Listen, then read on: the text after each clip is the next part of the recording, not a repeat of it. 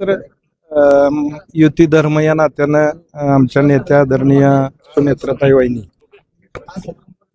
यांनी माहितीचा धर्म पाळून या ठिकाणी आपण जे माहितीचं काम आहे ते करायचा निर्णय घेतलेला आहे आणि त्यामुळं एकंदरीत महायुतीच्या सगळ्या जी संख्या बघितली मतदारांची तर कुठल्याही प्रकारची अडचण या ठिकाणी वाटत नाही. अतिशय चांगल्या पद्धतीनं राजाभाऊ राऊत हे निवडणुकीमध्ये निवडून आलेले आपल्याला पाहायला मिळाले.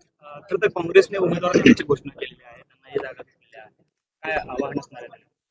नाही, त्यांना या शेवटी सगळ्यांनाच आपल्याला आवाहन करावं लागेल की बाबा उद्या आज शेवटचा दिवस आहे अर्ज भरायचा.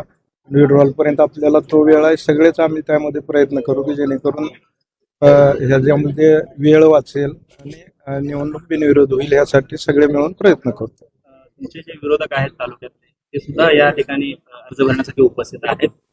काय पुढचं राजकारण कशा पद्धतीचं?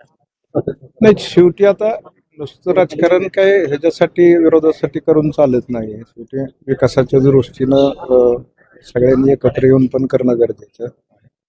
शेवटी राजकारणाच्या पद्धतीनं चालेल, परंतु या जिल्ह्याच्या विकासासाठी सगळ्यांनीच एकत्र येणं गरजेचं आहे.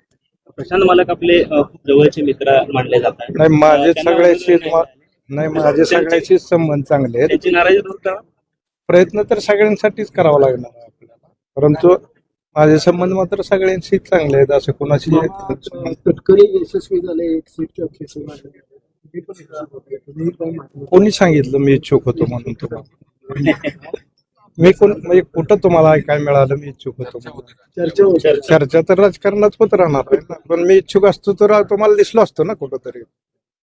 मी इच्छुकच नव्हतो आणि कधीच नाहीये. मी विधान परिषदेसाठी मी कायमची माझी भूमिका आहे की मला त्या सभागृहात जायचंच नाही, जनतेतनंच जायचंय, त्यासाठीच काम करतो.